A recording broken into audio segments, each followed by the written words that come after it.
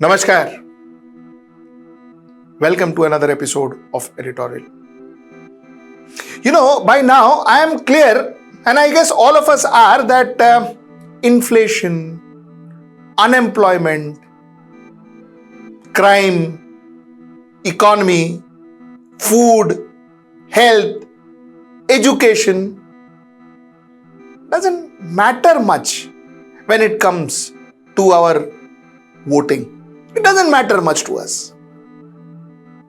But today I am asking you a very serious question. Does our girl child, safety of our girl child matters? Does it matter to us? Let's discuss that. Let's get right into the show. So like I said, unemployed youth, disillusioned unemployed youth doesn't matter much. Inflation doesn't matter much. Economy doesn't matter much. Health doesn't matter much. Education doesn't matter at all. Infrastructure doesn't matter much. All this does not matter to us. Does not matter to us much as voters. I guess Hinduism, Hindutva, religion, communal, these are factors that matters more than a lot of these, what I just mentioned. To this extent, it is fine. Chalo, that is our fate. That is what we are. Let's take it as granted. Today, I have a different question to ask you. Does our girl child matter to us? Does our girl children matter to us? Do their safety matter to us? Are we bothered about the fact that they are safe or they are not safe? Does our blood boil when we see atrocities, when we see sexual abuse against our girl children? Does our blood boil? When are we going to say stop it? When are we going to ask these political parties, these politicians, stop it? Because for them, their power, the fact that they are going to govern this country is more important. And for which, if they require to make a accused sexual offender stand for election, they make them. If they want to kind of make an accused sexual offender's son stand for election, they do that. They will do anything till such time that they get power, they get votes. And the fact is, what is the worst thing? We vote for such people. So I am wondering, are the politicians wrong or we wrong?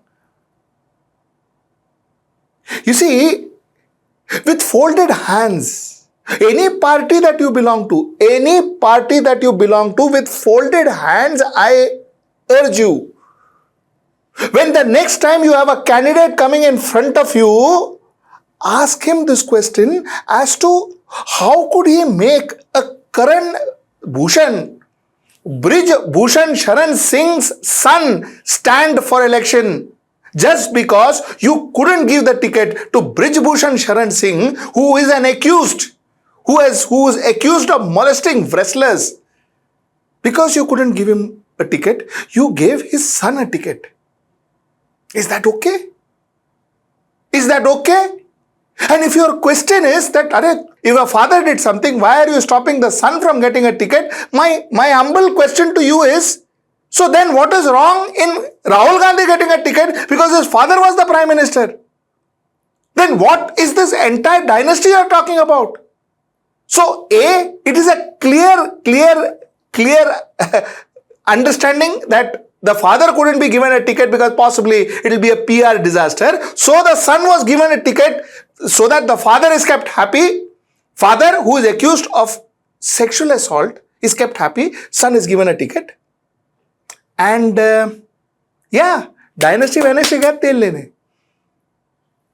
Nothing, no questions asked. Can you ask your representative this when he comes in front of you asking you for your vote? Can you ask your representative what happened in Sandeshkhali? Why did they take so much time to get the perpetrator? And what exactly is happening there? When exactly is the charge sheet being filed? Will you ask your representative?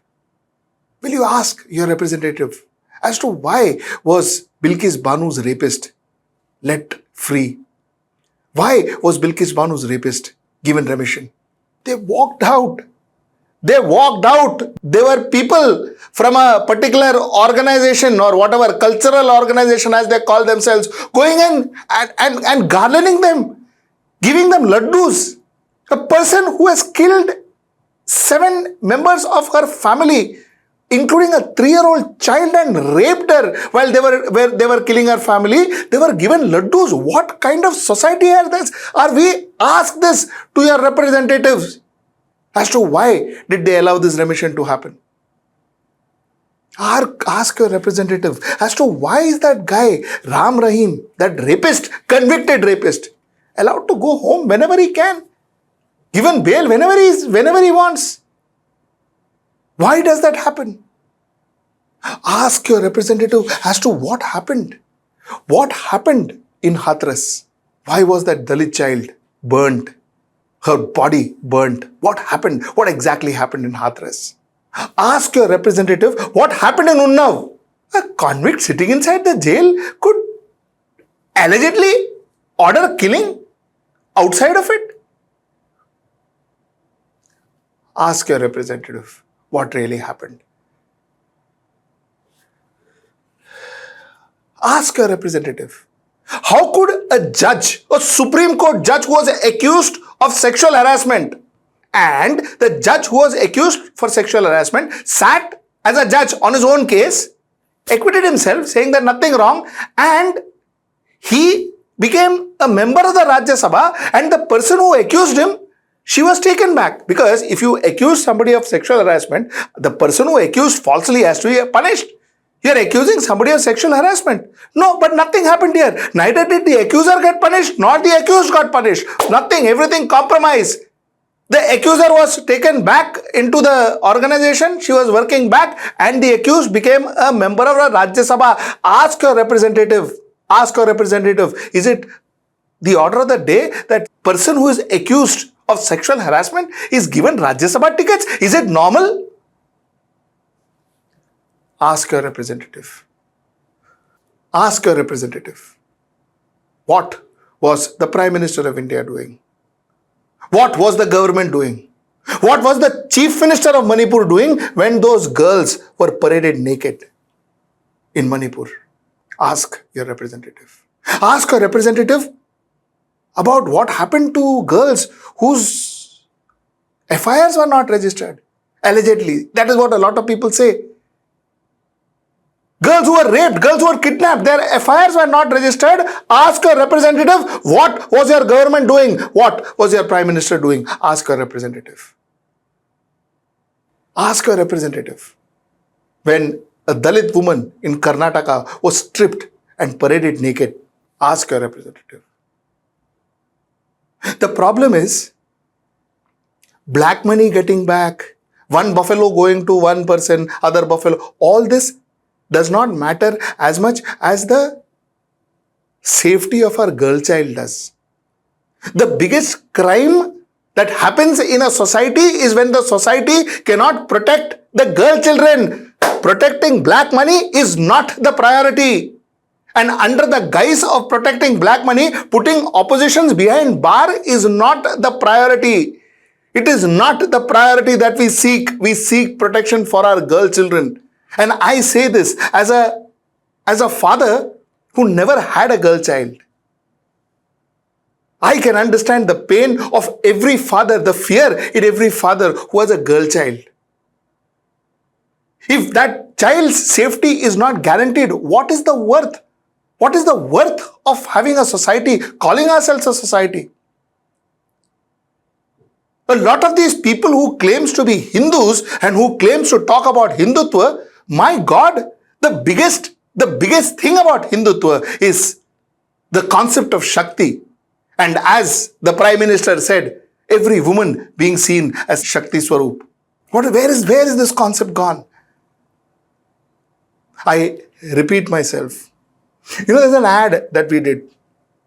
I remember in Lintas, colleagues of mine did it. I was not part of it.